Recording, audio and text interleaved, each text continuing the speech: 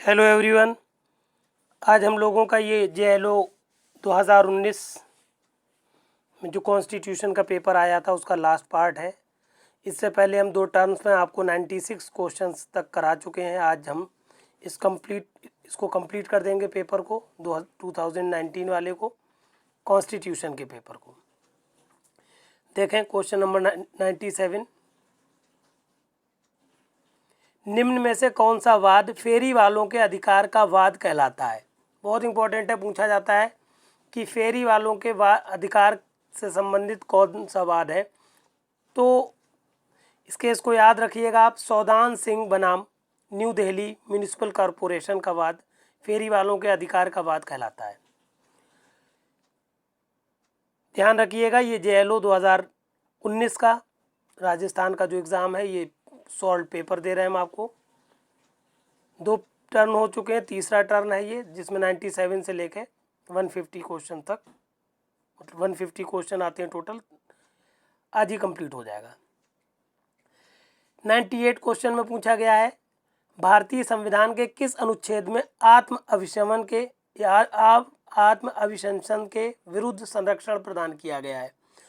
तो हम लोगों का जो भारतीय संविधान है उसके अनुच्छेद 20 के खंड 3 में कहा गया है कि किसी भी व्यक्ति को स्वयं के विरुद्ध साक्ष्य देने के लिए, स्वयं के विरुद्ध दोष सिद्ध कराने के लिए विवश नहीं किया जाएगा। कहने का मतलब है आत्म अभिशंसन से संरक्षण मिला हुआ है। किसी भी व्यक्ति को दोषी साबित करने के लिए उसको विवश नहीं किया जा सकता, खुद के विरुद्ध उससे साक्ष्य नहीं दिलाया जा सकता। फिर क्वेश्चन नंबर 99, नेमो डिबेट विश्व वेक्सारी का नियम। तो ये नेमो डिबेट विश्व वेक्सारी, ये एग्जैक्टली पूछा जाता है किस नियम से संबंधित है? तो ये भी अनुच्छेद 20 का खंड 2, जिसको कहते हैं दोहरा जोखिम। तो ये एग्जैक्टली जो नियम है, ये दोहरा जोखिम अनुच्छेद 20 और खंड 2 से संबंधित है। कहने का मतलब है 99 का ऑप्शन नंबर 3 सही है, 98 का ऑप्शन नंबर 1 सही है और 97 का ऑप्शन नंबर 2 सही है। प्रश्न संख्या 100 पर आ जाइए। निम्न में से कौन सा वाद ऑटो शंकरवाद के नाम से जाना जाता है? तो ऑटो शंकरवाद जो है वो ध्यान रखना है आपको। ये एग्जैक्टली राजगोपाल बनाम तमिलनाडु राज्य, इस केस को ही हम लोग ऑटो शंकरवाद कहते हैं। प्रश्न संख्या मतलब ऑप्शन नंबर 100, अगर हम लोग प्रश्न संख्या 100 देखें तो इसका ऑप्शन नंबर 4 सही। प्रश्न संख्या 101 पर आ जाइए। क्या कहती है? भारतीय संविधान में आपातकाल संबंधित प्रावधान किस देश से लिए गए हैं? तो आपात उपबंध अगर आप देखें तो हमारे कॉन्स्टिट्यूशन में आपात उपबंध, जैसा कि आप सब जानते हैं, कि जर्मनी से लिए गए हैं। तो ऑप्शन नंबर 3 सही है 101 का। फिर प्रश्न संख्या 102 पर आ जाइए। किस वाद में प्रथम बार सर्वोच्च न्यायालय के समक्ष शब्द व्यक्तिगत स्वतंत्रता के अर्थ की व्याख्या की गई है? तो बहुत इंपॉर्टेंट केस था, जिसको हम लोग A.K. गोपालन बनाम भारत संघ के नाम से जानते हैं, जिसमें पहली बार सुप्रीम कोर्ट ने कहा था कि व्यक्तिगत स्वतंत्रता का क्षेत्र क्या है। तो 102 का ऑप्शन नंबर 2 सही है। ये चूँकि केस लॉज हैं, इनमें आपको डायरेक्ट याद रखना है, बहुत ज़्यादा एक्सप्लेनेशन की ज़रूरत नहीं है। फिर प्रश्न संख्या 103 पर आ जाइए। अनुच्छेद 21 में विधि के द्वारा स्थापित प्रक्रिया शब्द किस नियम को संगत करते हैं? तो अगर पूछा जाए आपसे अनुच्छेद 21 के अनुसार विधि के द्वारा स्थापित प्रक्रिया का मतलब क्या है, अगर यही बात अनुच्छेद 14 से पूछी जाती है तो वहाँ पर होता है विधि के द्वारा स्थापित प्रक्रिया का मतलब होता है विधि का शासन, मगर अनुच्छेद 21 के अनुसार ऑप्शन बदल जाएगा और इसका उत्तर हो जाएगा ऑप्शन नंबर 3, प्राकृतिक न्याय का नियम। कहने का मतलब है अनुच्छेद 21 के अनुसार अगर विधि के द्वारा स्थापित प्रक्रिया का शब्द इस्तेमाल हो रहा है, इसका मतलब है वहाँ पर प्राकृतिक न्याय का नियम लग रहा है। 103 का ऑप्शन नंबर 3 सही है।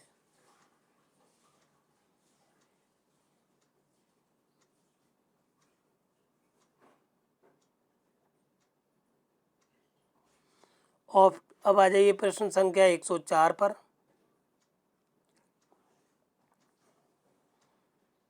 पूछा गया है आप लोगों से कि बच्चों को अनिवार्य मुफ्त शिक्षा का प्रावधान अनुच्छेद 21 में किस संशोधन द्वारा जोड़ा गया है।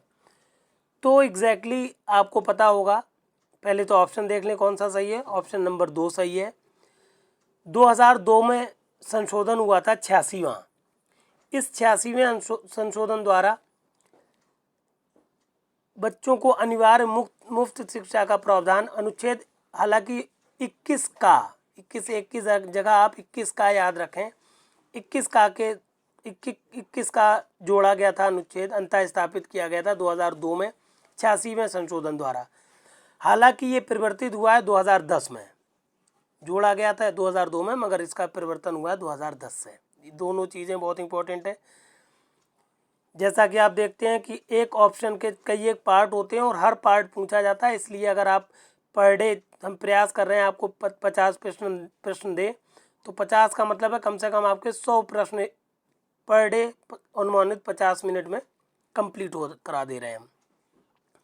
फिर मतलब इसका जो ऑप्शन नंबर 104 का ऑप्शन नंबर 2 सही है। फिर आ जाइए प्रश्न संख्या 105 में, निम्न में से कौन सा वाद फ़ोन टेपिंग वाद के रूप में प्रसिद्ध है। तो आपसे पूछा जाए फ़ोन टेपिंग से संबंधित कौन सा वाद है, तो आप बताएंगे People's Union for Civil Liberties बनाम भारत संघ। ये केस फ़ोन टेपिंग से संबंधित है। फिर एक प्रश्न है आपके पास 106, स्वास्थ्य व चिकित्सीय सहायता का अधिकार एक मूल अधिकार है, स्थापित हुआ। पूछा गया है किस वाद में ये स्थापित किया गया कि स्वास्थ्य व चिकित्सीय सहायता का अधिकार एक मूल अधिकार है।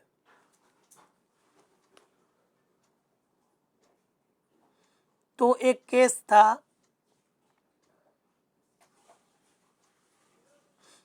परमानंद कटारा बनाम भारत संघ। ऑप्शन नंबर 4 सही है 106 का। कहने का मतलब है परमानंद, हमने अपना मैटर सारा ये आपको रिटन में दिया हुआ है। परमानंद कटारा बनाम भारत संघ के मामले में स्थापित हुआ कि स्वास्थ्य व चिकित्सीय सहायता का अधिकार मूल अधिकार है। जैसा कि हम पहले भी बता चुके हैं, जितने भी ऑप्शन हम बताते हैं इन सब का एक रिटन PDF हमने आपको यहाँ पर लगा के दिया होता है। यहाँ पर आपको प्रश्नों के उत्तर व्याख्या सहित मिलेंगे, इसलिए आप इस मैटर को जो हम बात बोल रहे हैं वो हमने लिख के दी हुई है आपको और प्रॉपर तरीके से समझाया हुआ है। आप वहाँ पर जाके ज़रूर याद कर लें मैटर को। फिर प्रश्न संख्या 106 के बाद आ जाइए आप प्रश्न संख्या 107 पर। क्या कहती है प्रश्न संख्या 107, अनुच्छेद 21 के अंतर्गत जीवनाधिकार में मृत्यु का अधिकार समाहित नहीं है, निम्नलिखित किस वाद में स्थापित किया गया है। बहुत ही फेमस केस था ये, ज्ञान कौर बनाम पंजाब राज्य का।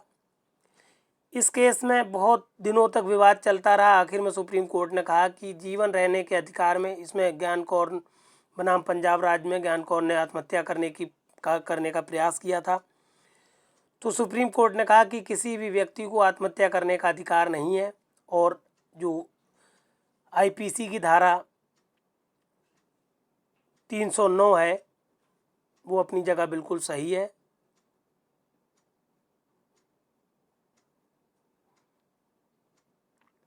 और इस तरह से इस केस में ये बता दिया गया कुल मिला के ज्ञान कौर बनाम पंजाब राज्य में कि जीवन के अधिकार में आपको मृत्यु का अधिकार समाहित नहीं है, मतलब आपको आत्महत्या करने का अपनी जान देने का अधिकार नहीं है, ये जीवन के अधिकार में नहीं आता। मतलब ये था कि यह नहीं है कि आपको आपकी ज़िंदगी है, चाहे आप रखिए चाहे आप ख़त्म कर दिए, ऐसा कुछ नहीं है। ऐसा सिद्ध किया गया, प्रमाणित किया गया ज्ञान कौर बनाम पंजाब राज्य में। फिर प्रश्न संख्या 108 पर आ जाइए। निजता का अधिकार एक आत्यांतिक अधिकार नहीं है, किस वाद में निर्णीत हुआ?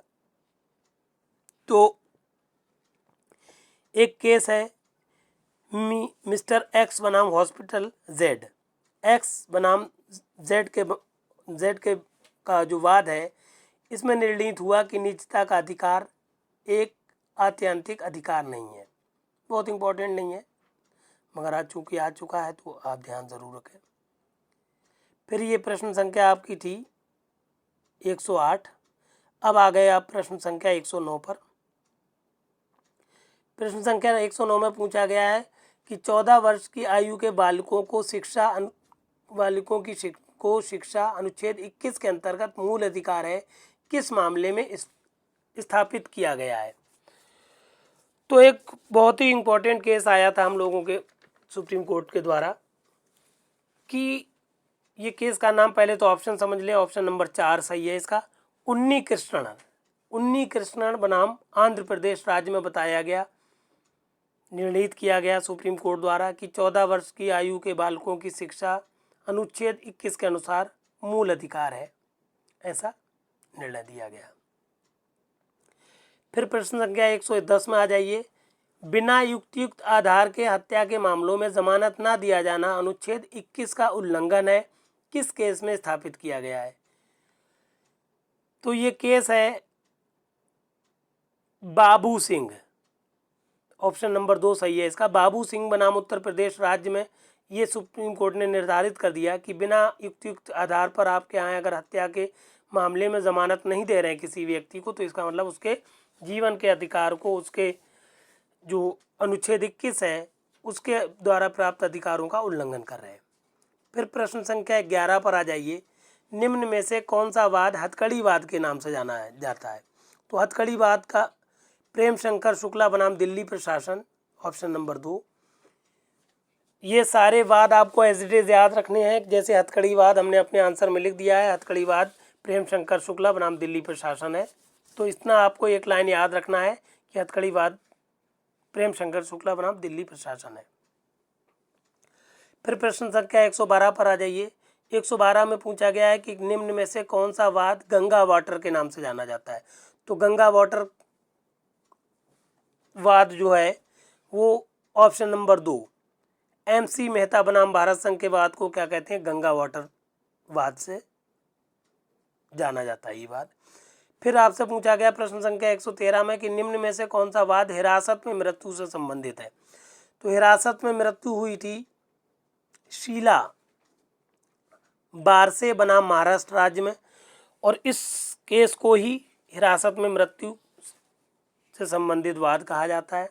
फिर प्रश्न संख्या 114 पर आ जाइए कि निम्न में से कौन सा वाद अनुच्छेद 21 के उल्लंघन पर क्षतिपूर्ति भुगतान का नहीं है? मतलब किस केस में कहा गया है कि अनुच्छेद 21 का अगर उल्लंघन हो रहा है तो क्षतिपूर्ति का भुगतान नहीं किया जाएगा। तो इससे संबंधित वाद आपको ध्यान रख लेना है। ये एग्जैक्टली बुद्धदेव, ऑप्शन नंबर आप देख लें, यहाँ पर इसके ऑप्शन यहाँ दिए हुए हैं। ऑप्शन नंबर 4 बुद्धदेव कर्मास्कर बनाम वेस्ट बंगाल राज्य।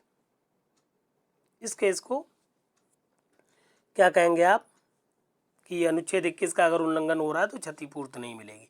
फिर एक बहुत इंपॉर्टेंट केस प्रश्न संख्या 115 में विशाखा बनाम राजस्थान राज्य।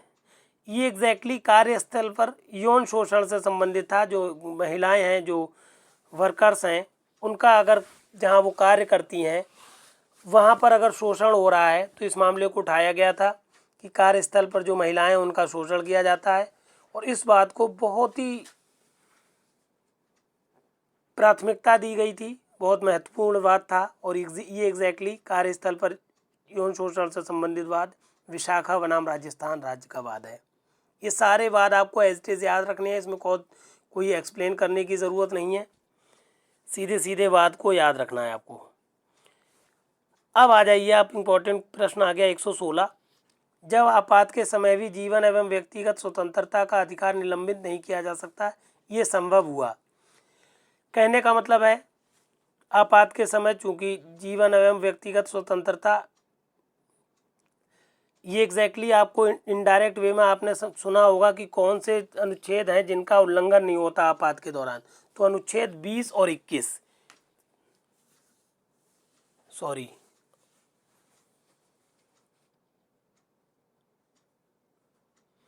जो आपात के समय जीवन एवं व्यक्तिगत स्वतंत्र, मतलब ये निलंबित नहीं किए जा सकते, ये सारी की सारी बात बताई गई है आपको ऑप्शन नंबर 2। कहने का मतलब है 42वां जो संशोधन हुआ संविधान का, इसमें क्लियर कर दी गई बात कि अब जो है आपात के समय भी जीवन एवं व्यक्तिगत स्वतंत्रता का अधिकार निलंबित नहीं किया जा सकता।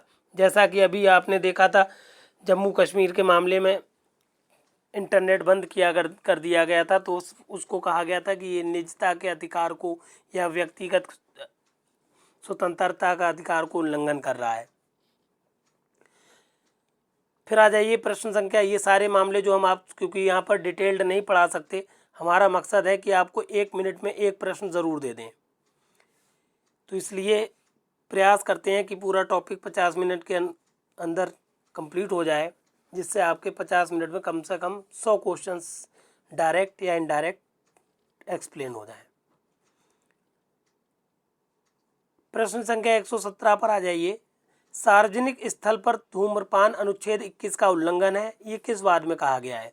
बहुत ही इंपॉर्टेंट केस था ये, मुरली एस देवड़ा, ऑप्शन नंबर 1 ही है, ऑप्शन नंबर 1 सही है 17 का। मुरली एस देवड़ा बनाम भारत संघ में कहा गया था कि अगर आप धूम्रपान कर रहे हैं सार्वजनिक स्थान पर, इसका मतलब आप अनुच्छेद 21 का उल्लंघन कर रहे हैं। फिर प्रश्न संख्या 118 पर आ जाइए। 118 प्रश्न में पूछा गया है कि भारतीय संविधान के किस अनुच्छेद में मानव व्यापार निषिद्ध घोषित किया गया है? तो अगर हम देखें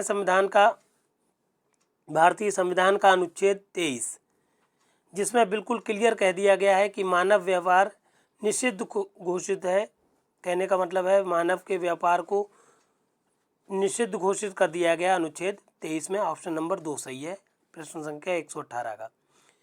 फिर आ जाइए आप प्रश्न संख्या 119 में, न्यूनतम मजदूरी से भी कम मजदूरी भुगतान अनुच्छेद उल्लंघन अनुच्छेद 23 का उल्लंघन है, सर्वोच्च न्यायालय ने किस मामले में ये घोषित किया? ये प्रश्न क्योंकि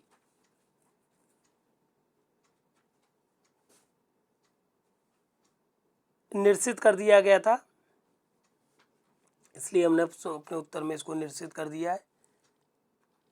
प्रश्न संख्या 120 पर आ जाइए। प्रश्न संख्या 120 में पूछा गया है कि 14 वर्ष से कम आयु के बालकों का कारखानों तथा जोखिम युक्त कार्यों में नियोजन का अनुच्छेद 24 के अंतर्गत प्रतिबंध किस नीति निदेशक सिद्धांत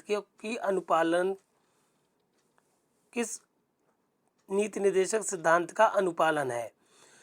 कहने का मतलब यह है, इन्होंने ये पूछा है कि जो अनुच्छेद 24 है हमारे भारतीय संविधान का, चूँकि ये मौलिक अधिकार है, ये किस नीति निर्देशक तथ्य से संबंधित है। तो आपको सीधे सीधे याद रखना है कि अनुच्छेद 24 में जो प्रतिबंध लगाए गए हैं वो अनुच्छेद 39 के सदृश हैं। अगर पूछा जाए किस नीति निर्देशक का अनुपालन करते हैं तो आप बताएंगे अनुच्छेद 39, मतलब ऑप्शन नंबर 2 सही है इसका। इस तरह से ये मैटर आपको यहाँ पर जो भी अब तक हमने पढ़ाया है या आगे जो पढ़ाएंगे 150 क्वेश्चन तक, यहाँ पर सारे प्रश्नों के उत्तर इस तरह से आपको लगे हुए PDF में मिलेंगे। PDF को डाउनलोड कर लीजिए आप और प्रॉपर तरीके से पढ़ाई करिए। एक पूरा 1.5 घंटे में 150 क्वेश्चन हम आपको दे रहे हैं, 150 मिनट में 150 क्वेश्चन दे रहे हैं और उनके साथ व्याख्या भी करके दे रहे हैं कॉन्स्टिट्यूशन के, जहाँ जहाँ जो आर्टिकल्स इंपॉर्टेंट है उन आर्टिकल्स का भी जिक्र कर रहे हैं। इस तरह से कंप्लीट मैटर है ये, इसलिए सारे साथियों को आप शेयर ज़रूर कर दीजिएगा।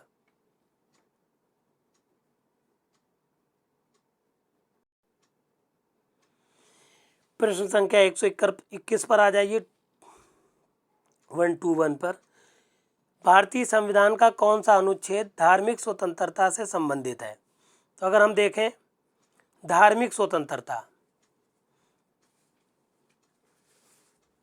तो अनुच्छेद 25 में बिल्कुल साफ साफ हेडिंग ही यही है कि अंतःकरण की और धर्म के अबाध रूप से मानने, आचरण और प्रचार की स्वतंत्रता।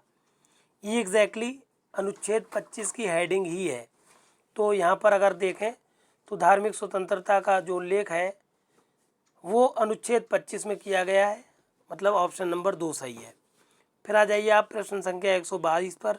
प्रश्न संख्या 122 में पूछा गया है कि निम्न में से कौन सा वाद बंदी प्रत्यक्षीकरणवाद के नाम से प्रचलित है? तो बंदी प्रत्यक्षीकरण की बात हुई थी नाज फाउंडेशन बनाम NCT ऑफ दिल्ली। तो ये नाज फाउंडेशन बनाम NCT ऑफ दिल्ली का जो केस था ये बंदी प्रत्यक्षीकरणवाद के नाम से जाना जाता है, ये बात आपको याद रखना है। फिर आ जाइए आप प्रश्न संख्या 1, 2, 3, 123 पर।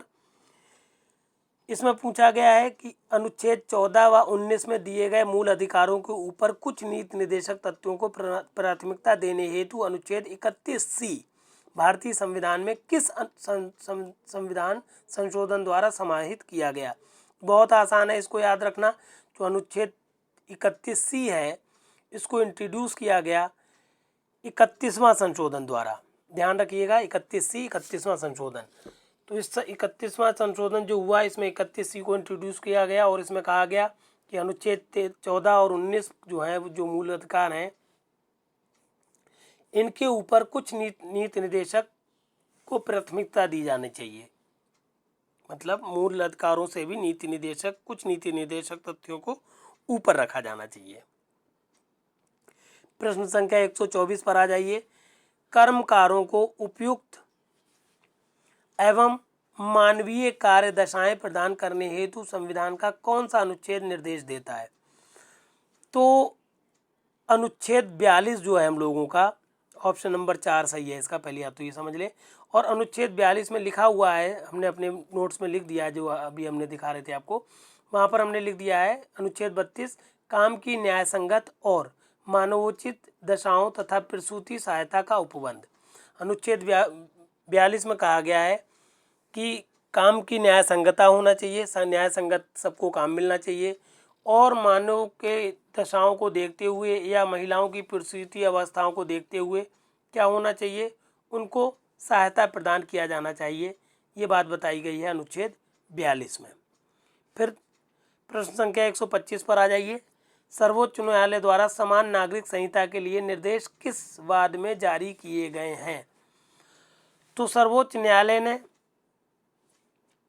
सरला मुदगुल बनाम भारत संघ, ऑप्शन नंबर 2, इस केस में क्या कहा उच्चतम न्यायालय ने कि समान नागरिक संहिता के लिए पहली बार निर्देश दिया। कहने का मतलब है पहली बार जो सुप्रीम कोर्ट ने निर्देश दिया कि पूरे भारत में एक समान सिविल संहिता होना चाहिए, एक समान नागरिक संहिता होना चाहिए, ये पहली बार निर्देशित किया गया था सरला मुदगुल बनाम भारत संघ में।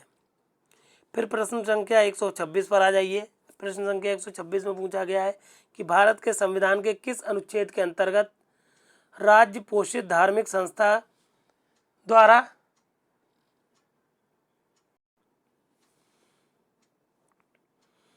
भारत के संविधान के किस अनुच्छेद के अंतर्गत राज्य पोषित धार्मिक शैक्षिक संस्थान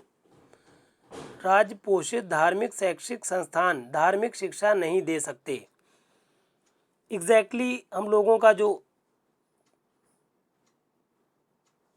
अनुच्छेद 28 है भारतीय संविधान का, उसमें बताया गया है, ऑप्शन नंबर 3 सही है 126वें प्रश्न का। अनुच्छेद 28 हमने लिख दिया अपने नोट्स में। अनुच्छेद 28 में बताया गया है कि कुछ शिक्षक संस्थाओं में धार्मिक शिक्षा या धार्मिक उपासना में उपस्थित होने के बारे में स्वतंत्रता। बहुत डिटेल्ड है, हमने ये अनुच्छेद अपने मैटर में पढ़ाया हुआ है, जैसा कि हम बता चुके हैं। इससे पहले हम आपको जो प्रश्न करा रहे हैं, इससे पहले कॉन्स्टिट्यूशन का पूरा मैटर दे चुके हैं। 9 दिनों में पूरा हमने कॉन्स्टिट्यूशन पढ़ा दिया आपको। अगर अभी तक आपने हमारे चैनल को सब्सक्राइब ना किया हो तो सब्सक्राइब कर लें। सब्सक्राइब करते ही आप क्या करेंगे, आपको पूरा मैटर कॉन्स्टिट्यूशन का मिल जाएगा 9 दिन में। 10 दिन में पूरी CRPC मिल जाएगी और एविडेंस एक्ट मिल जाएगा। छोटे छोटे टुकड़े करके हमने एविडेंस एक्ट भी पढ़ा दिया है। इस तरह से सारा और बाकी CPC और बचे हुए सब्जेक्ट हम आगे पढ़ाएंगे आपको। तो पूरा सिलेबस भी आपको फ्री ऑफ कॉस्ट मिल जाएगा और सारे क्वेश्चंस जो लास्ट ईयर में पूछे गए हैं JLO से, सारे प्रश्न भी आपको मिल जाएंगे। बीच बीच में हमने नंबर दिया हुआ है, अगर आपको कोई असुविधा हो तो हमारे नंबर पर आप संपर्क कर लीजिएगा और हम आपकी समस्या का समाधान कर देंगे। प्रश्न संख्या 127 पर आ जाइए कि निम्न में से किस वाद में उच्चतम न्यायालय ने निर्णित किया कि मूल अधिकारों एवं नीति निर्देशक सिद्धांतों का एक ही उद्देश्य है। तो ये प्रश्न संख्या जो आपकी 127 है, ये के ऑप्शन नंबर 4 इसका सही है। केशवानंद भारती बनाम केरल राज्य।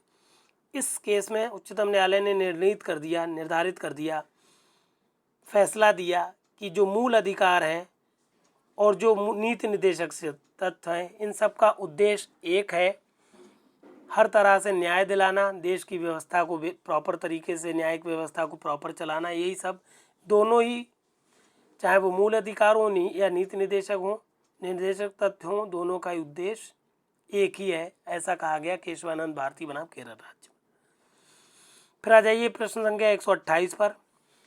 इस प्रश्न संख्या 128 में पूछा गया है कि 51A के अंतर्गत जो मूल अधिकार हैं भारतीय संविधान में, ये किस देश से लिए गए हैं।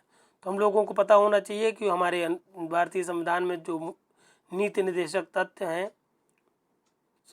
नीति निर्देशक तथ्य नहीं, मूल कर्तव्य हैं, जो कि 51A में उपस्थित हैं, ये हम लोगों ने क्या किया है, हम लोगों ने रूस या यूँ कहिए सोवियत संघ या USSR, इससे लिए गए हैं मूल कर्तव्य। फिर प्रश्न संख्या 129 पर आ जाइए। प्रश्न संख्या 129 में पूछा गया है कि सर्वोच्च न्यायालय के न्यायाधीश पर निम्नलिखित किस अनुच्छेद के अंतर्गत महाअभियोग चलाया जा सकता है। तो हालांकि ये प्रश्न पहले भी आ चुका है कहीं पर। तो आपका जो हम लोगों के भारतीय के संविधान का अनुच्छेद 124 है, उसी में एग्जैक्टली सर्वोच्चतम न्यायालय के न्यायाधीशों की नियुक्ति के बारे में बात है, उसमें महाभियोग के बारे में भी बात है, उसमें योग्यता के भी बारे में बात है, चयन के भी प्रक्रिया के बारे में बात है। तो सारी बातें अनुच्छेद 124 में है, सर्वोच्च न्यायालय के न्यायाधीश से संबंधित, इसलिए ऑप्शन 1 सही है प्रश्न संख्या 129 का। फिर प्रश्न संख्या 130 पर आ जाइए। भारतीय संविधान का कौन सा अनुच्छेद सर्वोच्च न्यायालय को प्रलेखों का न्यायालय घोषित करता है। प्रलेखों का या अभिलेख न्यायालय, इससे पहले भी प्रश्न आया है। तो अनुच्छेद 129 के अनुसार हमारा उच्चतम न्यायालय जो है वो अभिलेख न्यायालय है। अभिलेख न्यायालय का मतलब है वो अभिलेखों को संरक्षित रख सकता है। उसके अलावा अवमानना के संबंध में अगर कोई अवमानना करता है न्यायालय की तो उसको दंड दे सकता है, इसको कहते हैं अभिलेख न्यायालय। फिर प्रश्न संख्या 131 पर आ जाइए। प्रश्न संख्या 131 में पूछा गया, पंचायती राज द्वारा निम्नतम स्तर पर प्रजातंत्र की कल्पना निम्नलिखित किस अनुच्छेद द्वारा दी गई है। तो हम लोगों का जो कॉन्स्टिट्यूशन है उसमें अनुच्छेद 40, ऑप्शन नंबर 4 सही है इसका। अनुच्छेद 40 में ग्राम पंचायतों का संगठन से संबंधित बात की गई है। इसी में बताया गया है कि ग्राम पंचायती राज जो है, पंचायती राज स्मॉलेस्ट यूनिट होते हैं, जिसके अनुसार क्या होता है, प्रजातंत्र की कल्पना की जा सकती है। मतलब ऑप्शन 4 सही है। फिर प्रश्न संख्या 132 पर आ जाइए। भारतीय सर्वोच्च न्यायालय किस अनुच्छेद के अंतर्गत सलाहकारी क्षेत्र अधिकार प्रयोग करता है। तो भारतीय संविधान के अनुच्छेद 143 में 143 में बताया गया है, ऑप्शन नंबर 4 सही है, कि राष्ट्रपति को कोई सलाह चाहिए होगी तो वो सर्वोच्च न्यायालय से सलाह मशवरा कर सकता है। इसका मतलब अनुच्छेद 143 जो है वो सलाहकारी क्षेत्र अधिकारिता रखता है, सलाह देने का अधिकारिता रखता है। सिर्फ और सिर्फ उच्चतम न्यायालय ही सलाहकारी अधिकारिता रखता है, उच्च न्यायालय नहीं रखता है।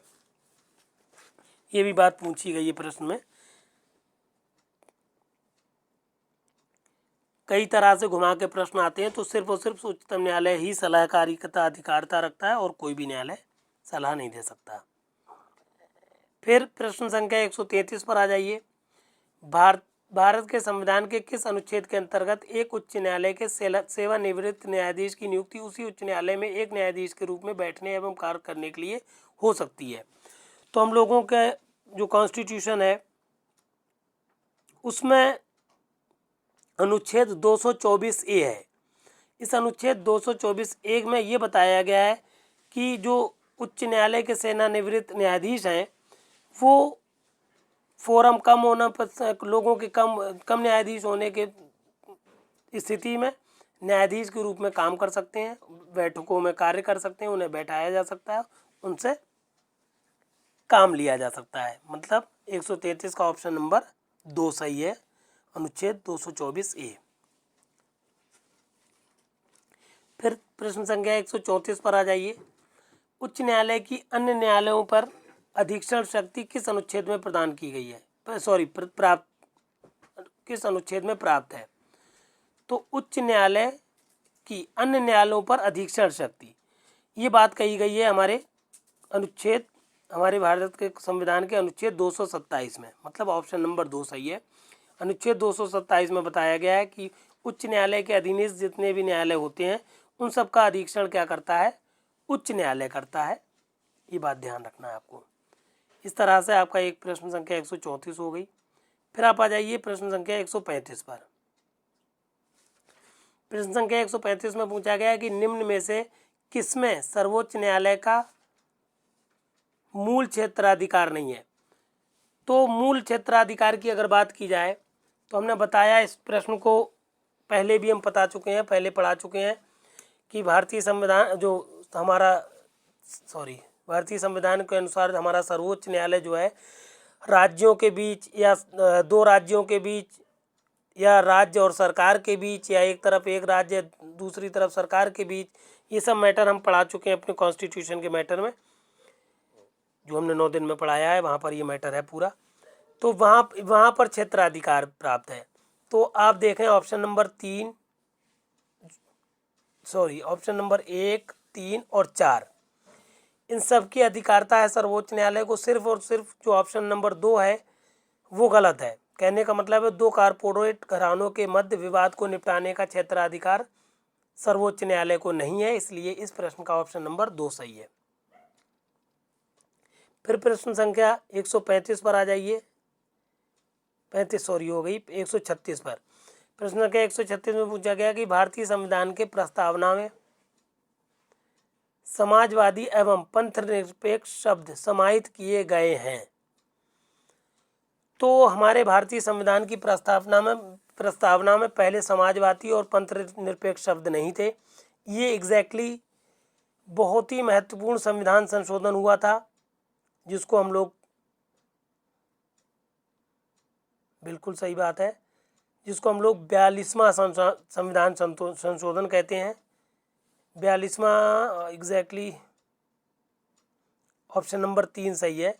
42वां संविधान संशोधन जो 1976 में हुआ था, इस संशोधन के द्वारा ही समाजवादी और पंथनिरपेक्ष शब्द जो है हमारी भारतीय संविधान की प्रस्तावना में समाहित किए गए हैं। मतलब इस प्रश्न संख्या 135, यहाँ पर थोड़ा सा प्रश्न कट गया है।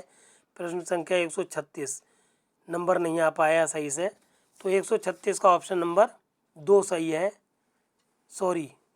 ऑप्शन नंबर 3 सही है। 42वां संविधान संशोधन, हालांकि हमने जो अपना मैटर दिया है वहाँ पर एकदम क्लियर लिख दिया है कि भारतीय संविधान की प्रस्तावना में समाजवादी एवं पंथनिरपेक्ष शब्द 42वें संशोधन 1976 द्वारा जोड़े गए हैं। फिर आ जाइए प्रश्न संख्या 37 पर। भारत को प्रजातांत्रिक गणराज्य कहा जाता है, क्यों? तो एग्जैक्टली हमारा जो भारत है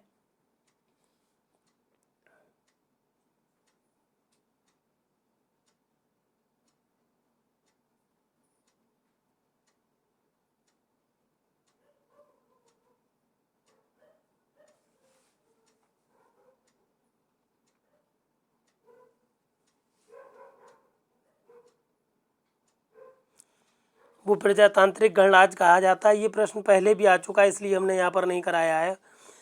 क्योंकि हमारे राज्य का जो प्रमुख है वो उसका निर्वाचन जनता करती है, इसलिए हमारे देश को प्रजातांत्रिक गणतंत्र कहा जाता है, गणराज्य कहा जाता है। मतलब ऑप्शन 4 सही है। फिर प्रश्न संख्या 138 पर आ जाइए। भारत के संविधान को पूर्ण रूपेण लागू कब किया गया? तो हमारा जो भारतीय संविधान है ये 26 जनवरी 1950 को, 26 जनवरी 1950 जो तीसरा ऑप्शन है, इस तारीख को भारत का संविधान पूर्ण रूप से लागू हुआ था। फिर प्रश्न संख्या 139 पर आ जाइए। निम्न में से कौन सा भारतीयों को शक्ति स्थानांतरण देश के विभाजन से संबंधित है? तो ऑप्शन नंबर 4 देखें आप, जो माउंट बेटन प्लान था, ये माउंट बेटन प्लान हमारे देश को विभाजन करने के लिए बनाया गया था और हमारी देश की शक्तियों को छीण करने के लिए और देश को विभाजन करने के लिए माउंट बेटन योजना बनाई गई थी। फिर आपसे पूछा जाता है प्रश्न संख्या 140 में कि भारतीय संविधान है, तो हमारा भारतीय संविधान क्या है? ऑप्शन नंबर 3 सही है इसका। हमारा भारतीय संविधान संघीय है, संघीय भारतीय संविधान कहलाता है। फिर प्रश्न संख्या 141 में पूछा गया है कि हमारे संविधान में समवर्ती सूची की विशेषता को किस देश के संविधान से लिया गया है? तो इस प्रश्न संख्या 141 का उत्तर है ऑस्ट्रेलिया। ऑप्शन नंबर 2 सही है कि हमारे संविधान में जो समवर्ती सूची है, जिसमें राज्य को भी और केंद्र को भी कोई कानून बनाने की शक्ति है, ये समवर्ती सूची हम लोगों ने ऑस्ट्रेलिया से ली हुई है। इसके बाद आप आ जाइए, ये साइड थोड़ी सी गड़बड़ हो गई थी जिसमें प्रश्न संख्या कट गई थी। प्रश्न संख्या मतलब 141 तक आपको पढ़ा चुके हैं हम सॉरी। फिर प्रश्न संख्या 142 पर आ जाइए कि किस देश के संविधान से हमारे देश के संविधान में मूलभूत अधिकार एवं न्यायिक पुनरावलोकन की अवधारणा ली गई है? जो हम लोगों ने मूल अधिकार और न्यायिक पुनरावलोकन की अवधारणा को ग्रहित किया है, ये संयुक्त राज्य अमेरिका से हम लोगों ने लिया है। मतलब ऑप्शन नंबर 3 सही है प्रश्न संख्या 142 का। फिर प्रश्न संख्या 143 पर आ जाइए। प्रश्न संख्या 143 में पूछा गया कि हमारे संविधान में स्वतंत्रता, समानता एवं बंधुत्व की अवधारणा किस देश के संविधान से ली गई है? तो जो संविधान है हम लोगों का, उसमें स्वतंत्रता, समानता एवं बंधुत्व की अवधारणा को हम लोगों ने फ्रांस से लिया है। ऑप्शन नंबर 2 सही है। फिर प्रश्न संख्या 144 पर आ जाइए। प्रस्तावना भारतीय संविधान का अंग है, किस वाद में निर्धारित किया गया है? तो एक ये केस आया था हम लोगों के सुप्रीम कोर्ट द्वारा, केशवानंद भारती बनाम केरल राज्य 1973। इस केस में बताया गया, सुप्रीम कोर्ट ने बिल्कुल निर्धारित कर दिया कि प्रस्तावना जो है वो भारतीय संविधान का अंग है, अलग से नहीं है। प्रस्तावना भारतीय संविधान का ही अंग है। फिर प्रश्न संख्या 145 में संविधान सभा ने भारतीय संविधान को अंगीकार किया। तो संविधान सभा ने हमारे भारतीय संविधान को 24 नवंबर 1949 को अंगीकार किया था। कहने का मतलब है 24 नवंबर कह दिया क्या हमने? 26 नवंबर, सॉरी, अगर 24 कह दिया हो तो 26 नवंबर 1949 को अंगीकार किया संविधान सभा ने हमारे भारतीय संविधान को। कई तरह से पूछा जाता है कि किसने अंगीकार किया, तो संविधान सभा ने किया। कब किया? 26 नवंबर 1949 को किया। कहने का मतलब है ऑप्शन नंबर 4 सही है। फिर प्रश्न संख्या 146 पर आ जाइए। भारतीय संविधान के किस अनुच्छेद के अंतर्गत महान्यायवादी की नियुक्ति की जाती है? अब जितने भी प्रश्न आगे के हैं सारे के सारे महान्यायवादी से ही संबंधित हैं। तो पहले प्रश्न संख्या 146 को समझ लें।